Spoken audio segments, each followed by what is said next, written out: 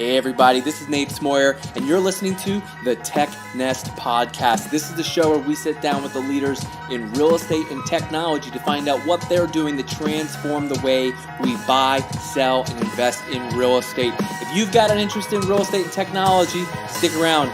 You're in the right place. What's up, everybody? We've got an awesome episode planned for you today.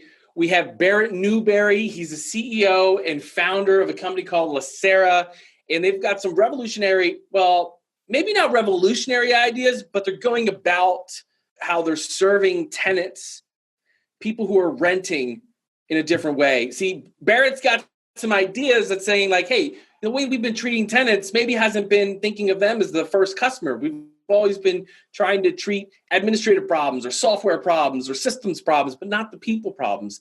And so I like what Barret's doing. They've got some new ideas about how to incentivize people to be renters for long term and keep them coming back and spending more. So kick back, relax, enjoy the show. Hey, Barret, welcome to the show. What's going on, man? I'm just chilling. I've got some coffee. I just made some. Got a little water here so that if my voice gets raspy, I can heal it. But hopefully we're going to have you doing all the talking. How you been? I've been really well. Yeah, things are we're super fun right now. And obviously we're just kind of, ramping up and putting the team together and getting ready to deploy. So yeah, you joked right before the show. I had offered to make it look extra busy by like staging and throwing you some phone calls, and you said no, we don't have to do that. The phone's been buzzing off the hook, so we'll try to keep all the. I promise, if there's any phone calls during the show, everyone, it's authentic. I offered, Barret declined. So, but hey, before we jump into anything, obviously, let's get it started right. Why don't you let everyone know who you are and what you do? Sure thing. So my name is Barret Newberry, CEO and founder of a company called Leasera, and we are a unified listing, leasing, and loyalty management platform for the residential rental ecosystem. So that's the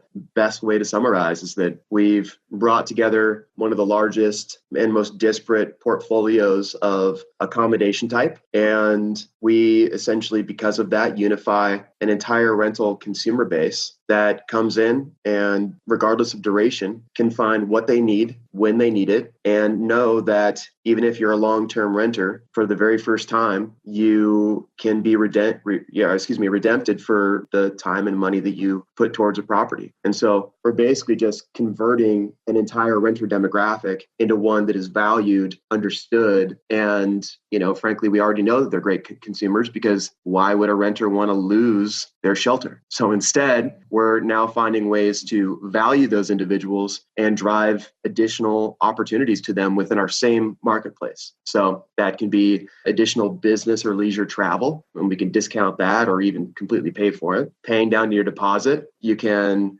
supplement your rent, or you can invest it. And this is also part of the exciting thing that, it's a self-supporting ecosystem. So either the consumer's investing in themselves or they're investing in others. And so whether it's on one side of the spectrum where I'm building up these points or, I have the ability to buy points, I can, give those to my kid who's in college, because college students are always struggling to try and make rent, or they can literally donate points to affordable housing. And that's something that we absolutely love. We're super passionate about. And we found that it's extraordinary how many individuals that we thought were going to just spend the points, frankly, to kind of help out with their own rental activities are in fact donating those to other people. And so it's a really incredible thing. On the property side, we are excited about the fact that we are, for the first truly good solution out there, we're increasing net operating income as well as resident retention while not having to give all of those typical expensive concessions that our industry is so used to. So yeah, truly a marvelous, intelligent leadership team that I'm so proud to represent, and a solution that matches everything that I believe both property owners have suffered from and consumers have wanted for a really long time. Wow, you gave me absolutely nothing to unpack there. Happy to unpack it though. All right, let's start with the basics. So walk me through, how does Leasera work? Sure. So similar to one of the beautiful things about Sara is the fact that we don't disrupt, the way that a consumer would come to a property in that they can still come through third-party sites and see different listings and, through again, these different marketing agencies, or they can come to Leasera. And, as you're looking for a particular property based upon your very unique needs, you should be able to find what serves those needs. It's kind of the history of like, there's an app for that, that whole statement where, oh yeah, there's an app for that, regardless of what that need was. Well, in that same premise, there is a property for that. And or if you're a property owner, there is a consumer for that. But there has never been a unified way of being able to bring those individuals together and help those value propositions meet each other. Yeah. So we are, streamlining that opportunity, making it a consistent experience. And, you can find that. You can set a much broader range of duration through our site, and actually find that property, because we have, what we're really focused on, which is that long-term renter. So at the end of the day, if we have a focus and, that's what we're driving, it's that we have this idea and it's backed by data that renters are, extending their rental life cycle much, much longer. And the more value that we can drive towards those consumers, the longer that they will stay as renters and value that as a lifestyle. So we know that if we can capture those individuals and maintain a relationship wherever that person lays their head and for however long, that we can then drive exceptional value towards those individuals. And thus, of course, our property partners as well. So as they come in, they're looking for, let's just say 6 months, or they're looking for 6 days, or they're looking for 6 years. Mm-hmm. They can literally find the property that's going to serve them. And from the leasing perspective, it's not one of those solutions where an individual is just haphazardly saying, oh, well, I don't want to live at this place anymore, so I'm just going to break my lease and go somewhere else. It doesn't change that mechanism. It just gives them opportunities to be able to use their same credentials, build on those credentials, strengthen those credentials, and utilize those credentials when they do, in fact, have an opportunity to move elsewhere, or if they're traveling somewhere while they're already living in a particular place. So if I understand correctly, so you see Leasera as being able to create this network of properties that enables consumers, tenants to have the flexibility they want to live in Seattle for 6 months, but they know they're going to be traveling to Austin and San Francisco. And so they have one lease to go between those three places. Is that what you're suggesting? So it essentially sets up an addendum, if you will. So it doesn't break the initial lease. However, for every leasing activity, they're gaining redemption back for all the money that they're spending. And it all pools into the same location and allows them to then utilize those redemptions towards other leasing activities. Again, whether it be, paying down a deposit so that they can pull money back into their pocket, or if they're going to be short on rent, they can, of course, utilize that towards themselves. Or if they're going to be doing a business or leisure event, a travel event, then they can, of course, use those points towards that activity, all in the same marketplace. Interesting. And so what do you see as the real big problem? If there was the one problem you guys are focused on solving, what is that? Because this is a little bit, I think, like you guys are on the edge here, like you're pushing really far forward. And sometimes new services, it's hard for, everyone else to get, like, where are we going with this? And like, why do we need to go that direction? So what do you see as the big problem that needs to be solved that you guys are working towards? Two things. One, as a consumer, I'm tired of hearing, and this is the most fundamental piece here. I'm tired of hearing I'm wasting my money. I'm throwing my money down the drain. This solution solved that problem. Additionally, why are we so fractured across duration? So just because I want to stay somewhere for 2 days, or I want to stay somewhere for a year, I'm finding myself having to go to 12 different sites to serve that particular need. And what's ironic is that the property owners, they've noticed it. The developers, they've noticed it. New technology has noticed it. And that's why you see Y Hotel, Stay Alfred, Airbnb, all these, creative organizations that have given light to optionality and flexibility and all the things that the renter demographic has asked for quite some time. And so there is this this convergence of different things that are taking place right now, that whether long-term property managers get it or not is not going to be our fault. Because at the end of the day, and I don't mean to be all Game of Thrones on people, but there is an economic winter that is coming. And whether it be both the bubble perspective and the fact that economics, we're in the height of a market, and there will be a correction that comes to bear. Mm-hmm. And therefore, the renter demographic is going to again bloat, and you're going to see property managers having to make really tough decisions when it comes to either giving concessions, reducing rent rates, the whole 9 yards. And there's also going to be more people for these properties. And so you're going to have this other situation where they're going to be forced to really try and figure out, how does that renter choose me above another property? Right. Because seriously, why rent from you when there's one property that's going to value the time and the money that I'm spending with them and give me additional, opportunities to build my future? Or I'm going to get this static lease over here that gives me terms and conditions that don't support me, and that if anything, hinder me if I have a misstep. That's the only thing I get out of the renter ecosystem right now, out of the business model that is today. So Leasera is changing that methodology and recreating this ecosystem into a vibrant, savvy, exciting ecosystem that I believe we will drive so much value to over time because of the different services and opportunities that we're driving towards that consumer, that there will be a huge aspect of this demographic that never buys. Not ever. Wow. You don't think people are going to want to own? What's happening with car sales?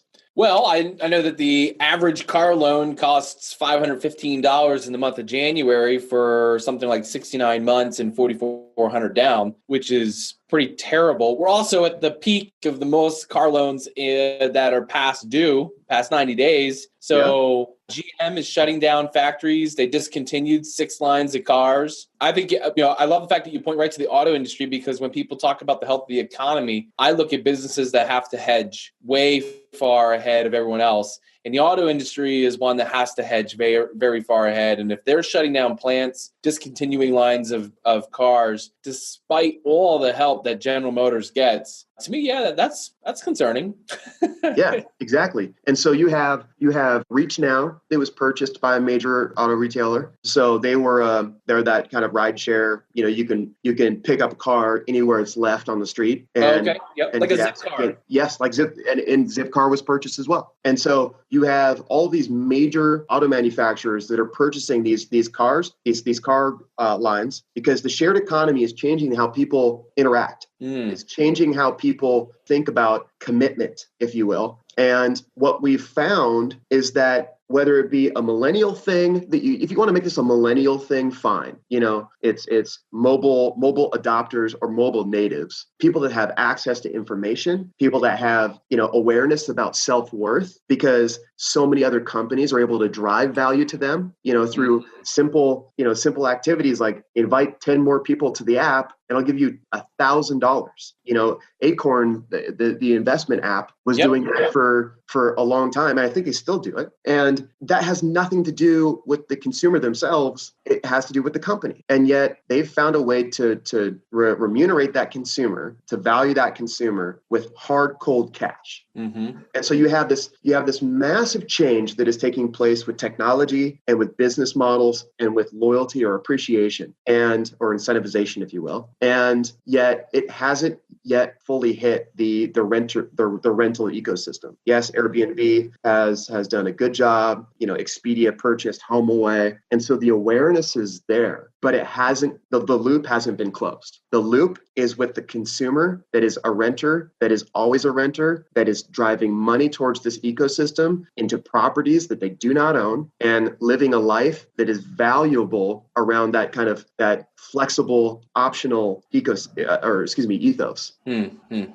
I love so much of that. I really love the fact that you're so consumer focused. I think that, especially in real estate, in order for it to be a safe investment, there's mitigation of risk. And to do that, you set up boundaries and rules And it actually it really breeds an environment that becomes quite contentious of me versus you. And here's how it's going to work. And, I've seen that both in the transaction process of buying and selling, but also in the transaction process of finding a place to rent. Hey, these are the rules. You need to do this and that and the other. And yeah, it's good that we're all on the same page, but sometimes it does set up a narrative that maybe is unnecessary, that I'm against you, and maybe we should work together. So I'm curious now. So to have this flexibility, it's a shared economy. Do you envision that all properties that, property owners that would work with Leasera, are these furnished properties then? No, not at all. So again, there's a property for that. So for individuals that want to set up their permanent location, like, a huge preponderance of individuals that consider themselves renters, they have furniture that comes with them. They have belongings, et cetera. Mm-hmm. But for individuals, for those either same individuals or other individuals that are simply looking for a nomadic lifestyle, there's an option for that. And as long as you give flexibility through the leasing mechanism itself that allows you to do different things with different types of properties, you've opened up this massive world of value for the consumer. And so again, what we're really focused on is we're focused on the long-term renter, because that's where we're driving the majority of value to. And that is where, we tap into, our clients, which are, property managers, REITs, private equity firms, or the individual that owns, 5 condos, down the street, and they can throw their property onto our system, and those units are getting leased up, and they're increasing their resident retention by leaps and bounds. And they're also increasing their net operating income, because they now have an individual that is mitigated on their risk profile for wanting to leave the very next year, because they're no longer getting the concession that they were offered at the beginning, or they're kind of disenfranchised with the landlord. If you look at all this, and there's such systemic challenges that instead of let's back up for a second. I think this is really important. I just had a conversation with a large property management firm here who we work with. They average 60% turnover year over year. That's a lot of work. Think about those numbers. Over half of your tenant base is going to leave you year over year. And even if let's just hypothetically put some numbers together. Even if you're efficient, like you just have everything nailed down, turnover is a snap. Maybe you don't even need to heavily market, because you've built up your potential leads list, through other marketing channels. You're still at minimum spending $1,500 on that turnover. It's way too hard to button that down. And so you've got this known cost that sits on your basic, your risk reward balance sheet, and it's coming, and it comes every single year. Well, historically, your solution to that, and this is where my mind gets absolutely blown, because this is my 4th startup. I've had some incredible, opportunities to build some successful products, and, really, really understand the consumer. In this industry, the solution is add more people, more administration to solve the turnover issue. That's what it's been. Okay. Realistically, when you start thinking about what property management is, you can, again, go back, dig into your pocket, provide concessions. But because this systemic issue of turnover has, continued on for so many years, it's like, well, I guess we're just going to have to add more administrative effort instead of truly redefining what the business model is. How do we serve consumers? What is it that we give to consumers that ensure at a higher level that we're going to retain more of them? Yeah, that makes a lot of sense, because, if you're having this high cost and high turnover annually, then you do everything you can to minimize costs throughout the year. So typically you run a slimmer staff. But in order to get the profitability, you got to get more doors. But that requires more attention per door. And so you have to run one at a deficit. It's either on the financial side or the attention side. And what ends up happening, as you're describing, is property management companies end up running a deficit on attention. And so this is why we all see the same reviews. They don't respond. 2 weeks on a simple doorknob change. Don't rent from them. They're terrible. Well, maybe, but maybe also it's like you're right. The model is actually against everybody. So now So it plays against the property owner because they went with property management company A, who earns this reputation around town for being terrible, even though the property owner is like, well, I thought they were good to me, so I'll try guy B. And then guy B's got the same issue. And so you're right. And this is what I think, and this is why, property management for me is kind of like close to my heart as well. I'm like, hey, there's got to be better ways of doing this. And I want to hear what those are. Let's get those things out there because, even with my tenants, like you talked about concessions, and I don't make concessions. And we actually raised the rent on our tenants this last year, and they didn't hesitate at all in signing the lease. And I when I talk with my friends about it, because I use them as sounding boards, they're not all into real estate. I said, look, I'm going to raise the rent, but I don't want to lose these tenants. They're great tenants. But that's why we replaced the water heater within 12 hours of it blowing out. That's why we put in new washer and dryer when it, had seen its life come and gone. Yeah. And so I think those are the things like when you have the ability to care for your tenants. And so you're seeing this from even just the flexibility of a living perspective. Yeah, well, I think that mainly it's through the idea of redemption and giving people, more options and empowering them as a consumer. Can we talk through a specific like a property? Like I'm coming to you, like, all right, I'm going to the Leasera website. I found this condo in Seattle. Yep. I want to rent it. Okay, I see it's $2,000 a month. Yeah. Walk me through what some of the terms and conditions might be like. Yep. So everything's digital. And so you set up your online account. Cool. And the moment that you set up your account, you see these points begin to generate within your account. Okay. It's relatively sight unseen. And as you're going through the application process, the more information that you're supplying and the better we can understand, who you are and help serve you in a more definitive, more personalized way, the better. And so we obviously have found, because of machine learning and the understanding of everything of the data in the background that we're working with, how all of that is valuable not only to us, but how we can make that valuable to our property owners and you as a consumer. So I'm filling out my application. I'm earning some points. Those points can be later redeemed for something. I'm assuming that either the better my information or the more information I provide on the front end, the more points I'm highly incentivized to keep moving forward. So I like this process so far. How do I get to move in? What's that look like? How do I see the place? So very similar. You can book a tour through our system. You can apply directly online through our system. We will give you the metrics on basically how hot the particular property is, because we know all of those metrics. We know, how many applications are coming through, how many people are seeing it, et cetera. It's unified, right? And so you have the insights now to be able to really create action. And so we will give you those opportunities. It directly goes to the property manager or the property owner, and they're notified what's going on with that property and what the marketing effort is generating for them. And then they go through that process, and we're because we're also integrated, we're giving opportunities towards insurance, we're giving opportunities towards background checks and all that good stuff. And it's also is seamless. If I want renter's insurance because it's required by the lease, I get renter's insurance right to you guys. Yep. And then you set up your payment, whether it's going to be recurring or one-time use. And that be bank transfer?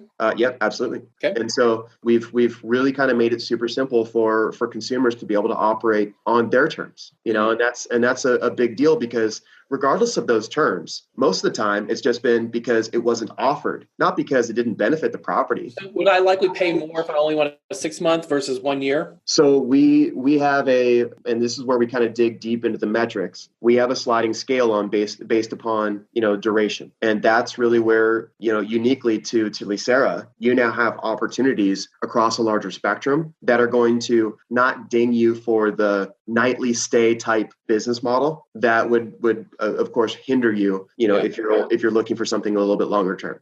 Got it. Okay. So let's say, I want to move in for 6 months, but I want the flexibility of traveling to Austin. Austin's super cool, and I want to be super cool and hip. Maybe, third month, I want to go there for a month. Is that the kind of flexibility we're talking about? No, because again, we're not here's the thing that we don't want to do. We don't want to create a scenario where, and we can talk about a future vision, but early vision is we don't want to tell a property owner, oh, you don't want anybody in there for less than 3 months or less than 12 months, but we're going to put somebody in there for less than that. Right. That's not the relationship that we're trying to set up. And frankly, we have all the ability to generate value for both sides of the marketplace without doing that. So what we're telling the consumer is, hey, listen, you're signing yourself up for 12 months here, or in your circumstance, under your circumstances, 6 months there. And in fact, you could also sign a parallel lease, or basically an addendum to your lease, also in Austin. But the nice thing at this point is that you're still going to generate points and value or redemption back in both locations now. So it depends on what you want to do. And I definitely would, if you think that you're going to be in Austin for a period of time, at least through our system, you're going to find the 3-month lease and then be able to immediately tack on right after that, somewhere else that serves a different duration to our same marketplace, also building points towards that same account. Interesting. And so what can I redeem these points? These points are like worth towards your rent or worth towards... That's another thing is a lot of like loyalty type programs, they're going to hold you out, right? They're going to tell you, oh, you have to get to X number of points before you can use them. And everybody's like, well, that's like 2 years away. Right. So, it's like Amtrak. They keep telling me I need to upgrade my account with Amtrak. I'm like, bro, I'm not doing Amtrak points. Yeah, totally. So basically what we're doing is we are enabling individuals to apply at minimal discounts, really most activities through our ecosystem, whether it be doing the actual background check. We should, based upon the points that we're automatically seeding you as a new account, you should be getting most of that paid for anyway. And we'll continue to refine the numbers, and we'll continue to obviously optimize as we learn more about the people that we're serving. Yep. But as you're going through and paying your rent, you can of course pay down your deposit, or at least in a different way of thinking about it, pull money back into your pocket so that you don't have this deposit money sitting out in the ether sphere. You can obviously leverage that towards your business or leisure travel. And the cool thing is that because it's in market and because we're developing direct relationships with a lot of these hospitality groups as well, is that with between the discounts and opportunities that these groups are creating for us, because they love this kind of new, understood, long-term consumer that's coming with points and value as a consumer, that they want to give those discounts. And so we're even faster, we're fast tracking their way to not only discounted travel, but like free travel. So do you envision a Leasera Platinum card someday? I don't know. That's something that we can, we'll certainly explore as we continue forward. I think that if because I think it could be the coolest airport lounge. It just makes the most sense. Right. Yeah. It's another location. Yeah.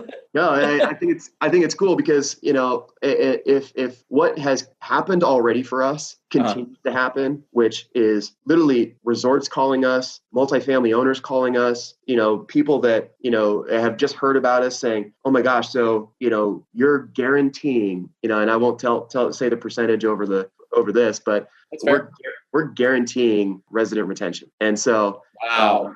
It's such a powerful, consumers have never had it before. Consumers have never been valued in the renter ecosystem beyond, I give you money, you give me shelter with terms. And oh, by the way, good luck not screwing it up. What reason for loyalty does a consumer have with those types of terms? That's the question I ask all the time. That's why I'm like, man, how do I said to my tenants, it's like, yo, if you guys ever have to leave, like, I understand, but like, how do I get people just like you? Like, I want people just like you because you're the best, but man, that's a tough challenge to answer. Let me ask you this. So, we've kind of gone through that a little bit, but where does Leasera make money? How are you earning on this? So we make a bit of money off of transactions, and there are, obviously some additional services where organizations seeing the value of these consumers are wanting to drive additional services to them. Mm-hmm. And, they're offering us concessions on stuff like that too. So we've got a really, really cool marketplace. We've developed, it's not a new demographic, but we are certainly redefining the demographic in a really, really interesting way. And so all of these organizations that either want better tenants or they want to treat their tenants better, or they see value in this type of consumer, as long as we're being, consumer first, and we're really focused on how we serve those individuals in an ethical and an empowering way, we're seeing all these organizations just run to us saying, yes, please, let's help. How do we get, this awesome service into these groups? Can we literally just pay for access? So there is an element of that. My business partner is an attorney, and so we're always making sure that we're doing right by everyone. And I just couldn't be more excited about the fact that somehow, through this crazy evolution of a business model, of a marketplace, of a demographic, that we have found a way to uniquely and powerfully serve both sides of a marketplace. Most of the time, when you see a new service come up, you see these multifamily operators going, oh God, please, no. Because it's this yet again cutting into difficult margins. Yes. And it sucks. And I feel for it. Where are you guys operating? Where do you have property currently? So we're focused in the Northwest when it comes to our long-term consumer. That's really the consumer that we're starting with, and that we are giving access to the rest of our marketplace, or our portfolio, if you will. Okay. Because we want points that are being generated here, being distributed through all of our other property partners. And then, of course, we will focus on new metropolitan markets, quarter over quarter. But that's really where we're focused. Now, as far as our short-term portfolio is concerned, it's global. So we've got tons and tons of properties that we directly book, or that the consumer can directly book, through our system, utilizing the same tools, same streamlined feel, and same billing and history and information and all that good stuff. So they don't have to recreate it everywhere. Wow. Let's keep moving here. I know we're pushing towards the bottom of the show. I want to talk about what's been helping you grow. So, I tried to look up a few things, and I didn't see a ton of advertising. And so I got to know. I'm an ads guy. We put together messages and storylines. We put it out there on the Google machine, on the Facebook machine, and then it just starts cranking. But it doesn't look like you guys are doing a whole lot of that. So how are you growing? Yeah. So far we have had a very quiet but very skilled operation when it comes to who's part of our leadership team, how we're operating. It's been incredibly phenomenal when it comes to just having really, really insightful people that are from our respective industries, if you will, all chiming in with their own relationships, resources, and ideation. And so it's been just kind of a litany of the last couple of months of just one new phone call after another that we've been super lucky, and I'll say that in just such a humble way that, our objective has not been to tell the world about what it is that we've created. It's been, how do we tell the right people this massive value that's being generated, and how do we make sure that we're directing that value towards people that value what we're doing?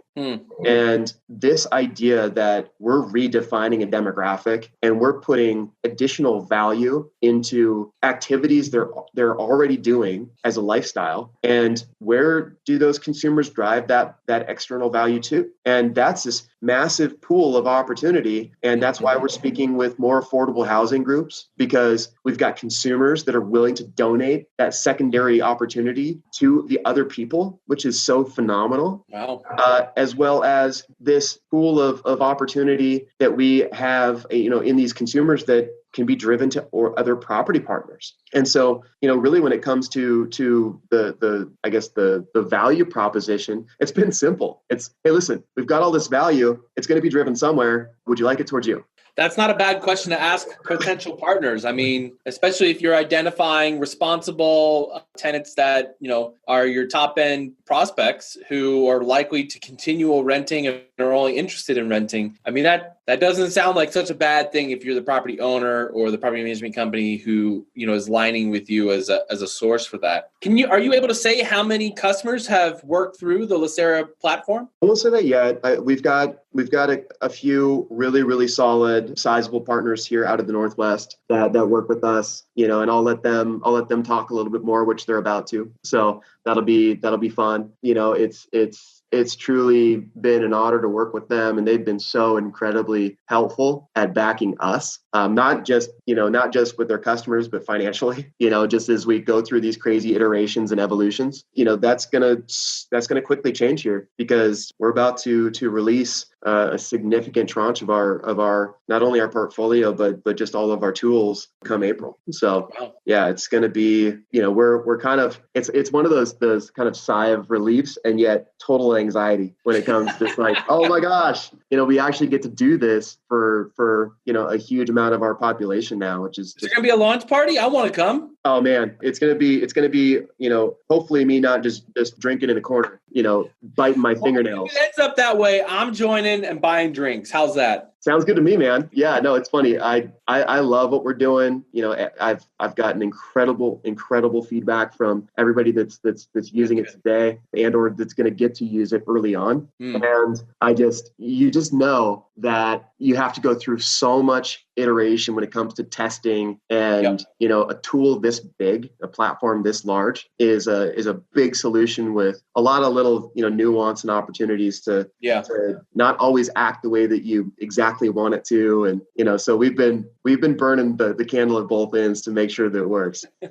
I get it. I want to keep things moving here. So, I asked you this prior to the show, but I want to include it here. So I was, doing my due diligence, trying to see how much money you guys have raised. You did mention that you've raised money, but not really been out there public with it, right? Yep. And it probably just recap on kind of the who's, what's, and why's. And so I wanted to ask you, we're seeing a lot of money coming in the real estate tech, and, there's a ton of new services being spun up every week. Some of them are laser focused on one thing, like automating, taking out the trash.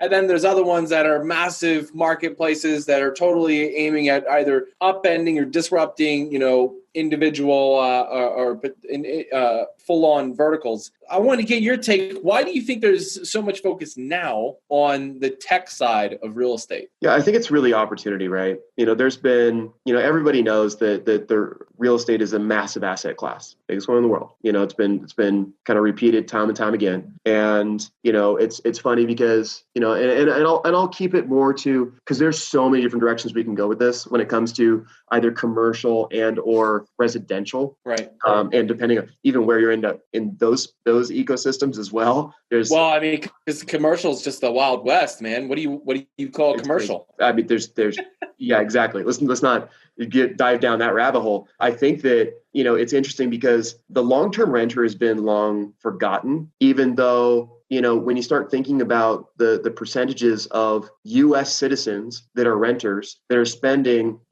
either, a third and or even more of their paycheck every single month to this industry. And yet all, those individuals, so I guess millennials have become, they've eclipsed as the largest demographic is in the renter ecosystem now. And the largest share of home buyers. Exactly. And so, but in addition to that, millennials will also account for $1.4 trillion spent in travel by 2020 every single year.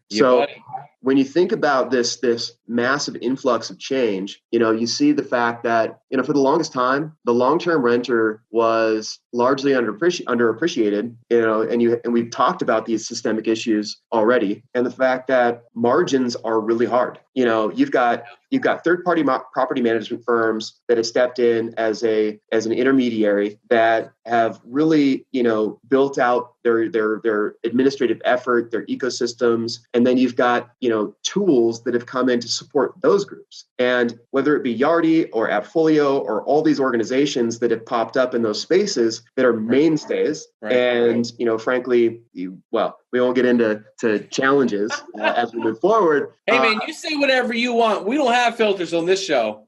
Yeah, right. Like how much you actually want to battle? Because again, I go back to that winter is coming, man. Because realistically, all these organizations started in the back end, in the accounting side. Right.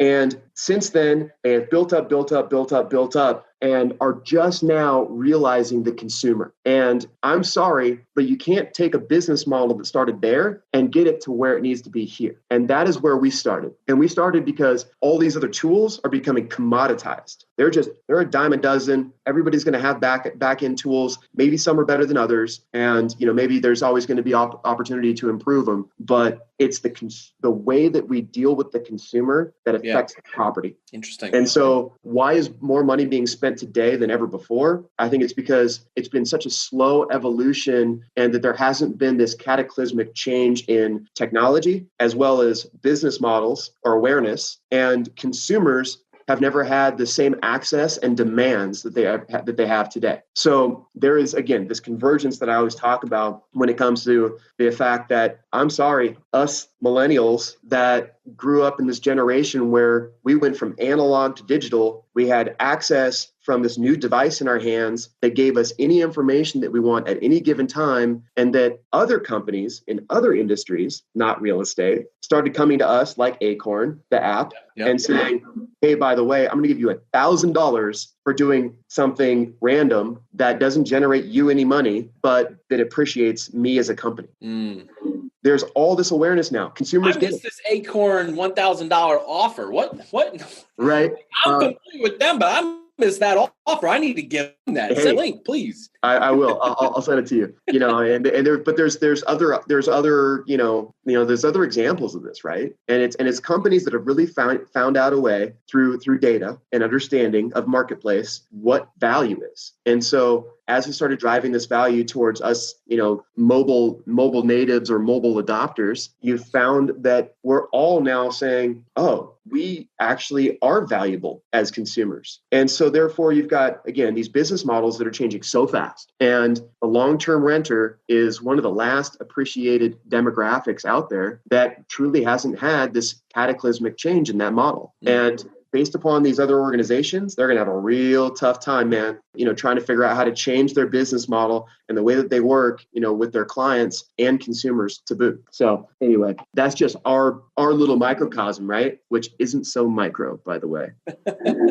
No, it sounds like you guys are really going big. I love it. I love the vision and especially the passion behind it for the consumer. I mean, I think that really fits the spirit of this show. And so I'm glad we get to have you on to talk through that. We're going to shift into my favorite segment of the show.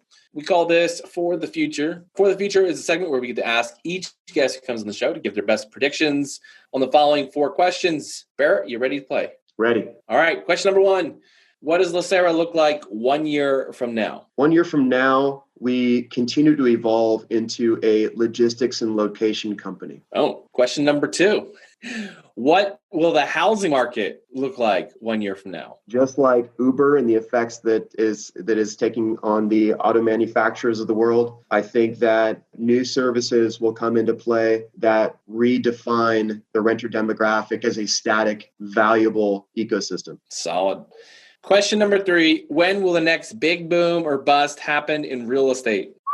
Obviously, us coastal people will experience a little bit of an insulation, though I think that it's already happening. So, development is a boom or bust? Well, I think it's going to be a bust, man. Now, again, I think that that's good for some, cross sections of our marketplace and of our industry in the general real estate sense. We talking 2008, 2010 stuff? Or are we talking early 2000s kind of stuff? I think that we've wisened up a bit, from 2008 and, some of the different indices, not just, what happens in Wall Street, but of course, what happens, down the street. I think that we're all a little bit wiser, but we are certainly not immune. So I think we're talking 22, 23. Cool. What's one thing you believe will dramatically change or fade away in real estate as a result of technological advances? Again, and not to be biased, but I think home ownership is going to change. I think that, investors are going to find this opportunistic boom in being able to purchase more property because we're creating more consistency in the renter demographic. So renters are going to see this huge opportunity to really, really, truly hold on to flexibility and optionality. Can we call that the new as a service, consistency as a service? I mean, yeah, if you want to, go for it. Boom. I like it. I just dropped that one. Everybody mark the calendar. I coined it. Yeah, absolutely. I like it. I want to hear that on every stage for the next 12 months. Hey, you know what? I'll use it for sure, just for you. I'll be like, hey, listen, this is all Nate. But yeah, so I think that our relationship to property is going to change. I think that investors are going to start seeing this economic opportunity and consistency in investing into property on behalf of others, because others are all looking at this opportunity as just massive flexibility and optionality that they're valued enough for, that enough different types of value proposition are driven to them that they're like, man, although there's tools and services that are coming out that help with with down payments and stuff, it still just doesn't pan out for me. So I'm super, super excited about that. Good stuff. It's happening. All right, man, we're going to move into the final three. Barret, these are questions more about you, so our listeners get to learn more about you personally. First one is, what are you reading these days? I am actually rereading a series of books right now. So one is Outliers, and another one, and then another one is 0 to 1. Is that Peter Thiel? No. Yeah. So cool. I'm recirculating a few oldies but goodies, just because, man, you start thinking about just moments in your life and just how certain pieces of content pertain to those moments. And so it's always good to recrack the book. Yep. Or I'll be honest, listen to Audible while you're driving. So, well, I mean, come on, who's got time for reading a book these days? Right. I'm right there with you. I like to reread, and by reread, re-listen to. It's 50 scientifically proven ways of getting to yes or something like that. A book that Robert Cialdini is a contributor on. I haven't read that one. And just every year, put it in on early springtime when I get back outside and running. And those are the type of books where you often hear, the case studies they talk about from the scientific papers they've read. Then someone read that book, and then they wrote a book referencing that book, which is referencing the case study. So I like getting right to the meat. Cialdini, that you just follow Cialdini, you'll get to everything. Awesome. When are you writing your first book? Writing a book? Yeah. I contributed towards a book. I've written a few guides. Writing a real book, man, it's on my life goal list, but I got to come up with a story. I've got a handful of stories, but there's no web to it. It's all I don't know. We'll figure that out. I'll tell you what. The day I open up my diner, all right, this is the first time I've ever told this story on here. I love it. Let's do this. I'll because you asked me this, I'll get back, but we got to get back to the final two questions for you. My whole life goal is one day I want to own a breakfast diner, and that's it. That's all I want to do, and I want to work for free. I don't want to pay myself. I just want to be in there flipping eggs, cooking some bacon, pouring some coffee. The reason is the diner is the center point to communities, and it's where politicians meet, it's where nonprofits meet, it's where friends meet, it's where old friends meet, it's where new friends meet. And even as when I was 14 working McDonald's, I always envied the old guys sipping coffee, reading the paper, and bantering in the mornings. So I want to create that environment. And my ticket there is owning real estate that pays me passively. I love it, man. You know what's so funny? That's the whole path. That's why I'm hooked, I'm driven. Here you are, already with an outlet for people to tell their stories, and you want to create another outlet for people to sit around and tell their stories. Yeah, man. It's going to be great. I dig it. Right on. All right, question number 2. Who are you learning from? I'm going to be super loud about this because I have such an incredible group of people around me, because I realized early on that I'm not shit, that I've got so much to learn, and, regardless of a couple successes in my background, just I continue to be inspired by the people around me. So anyway, I've got some individuals that I met early on, a guy named Jeff Rogers. He's just phenomenal when it comes to just that personal connection and digging so deep it gets uncomfortable. I think those are really, really valuable people that can do that in love, and not in of course your shit stinks, and of course you're all screwed up. Everybody I meet is screwed up. He's got this just incredible, uncanny way of just digging so deep. You're just like sweating at the end. You're like, oh my gosh. And he's all these guys I consider my very, very good friend, right? But the CEO of Cision, it's a big, marketing, private or publicly held marketing firm.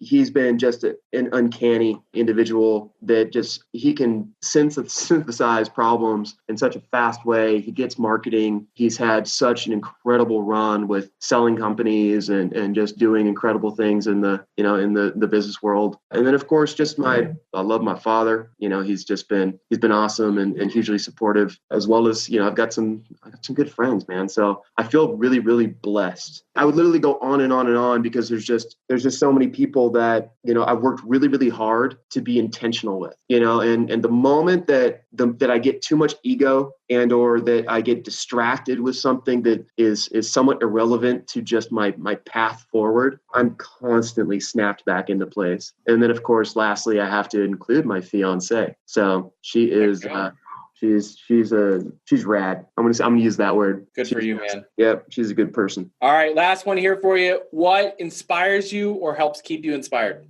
The easiest one is obviously those people, right? It's just people doing incredible things that continue to kind of drive me forward. But, I think that the big one for me is my team, just the people that I work with every single day that have kind of listened to this thing that I've become so, doggedly passionate about and have done the same thing. Like they get it, they get this massive change that is going to start taking place in the renter ecosystem through property management, through the properties themselves, and through, of course, the consumers even more so. And so I look at all that, and then I constantly just get reminded of the stories of people who, are legitimately seeing lives changed, and one of the biggest inspirational moments is to see just how many people are willing to take points that they never had before, that they finally get, for a typical rent check or doing something positive as a good consumer, and literally giving them away to people that need it more. That's so awesome. I mean, holy cow. Like, you think about that and you want to have faith in humanity, but man, there is nothing like just proof that smacks you in the face and makes you realize that you yourself could do so much better. So that's so cool. I appreciate you sharing that. That's so good. Barret, it's been a lot of fun. I really love the heart, love the passion, the focus on the end consumer. Before we sign off, I want to give you the opportunity. If people want to connect with you or learn more about Leasera, how do they do that? Yeah, hit me up direct. It's totally fine. My email address is Barret, BARRETN, as in Newberry, at leasera.com. That's LEASERA.com. So yep, and we'll have that in the show notes as well, wherever this is posted. Yeah, absolutely. So please feel free to hit me up directly. I'm obviously more than happy to talk about, just the fascinating changes that are taking place and how we're leading them. So yeah, awesome, man. And we could always use more help. More people that get it and that, want to, provide support along the way. So very cool. Looking forward to the launch party of you and I just hanging out in a dark corner drinking. Just kidding. Hey man, appreciate it. Can't wait to hang again. Hopefully I'll see you at the next Pre-Tech, or when I'm back down in Seattle, we'll get a chance to kick it. But until then, catch you later. Yeah, man, I'll be at the one in LA. So if you're going to be there, right on. See you soon. Thanks, Nate. Well, that's it for today. Thanks so much for listening to the TechNest podcast. Hey, don't forget, you can get on the email list so you never miss an upcoming episode. That's technest.io. That's TECHNEST.io. Get on the email list. Go to the App Store, whether you found us on iTunes, Stitcher, SoundCloud, wherever you found us. Leave us a 5-star review and share it with your friends. And if you've got a guest or someone that you'd like to recommend, or if you think that you'd be a great guest on the show, hey, send me an email, Nate@realteampanda.com. That's Nate@realteampanda.com. See you guys later.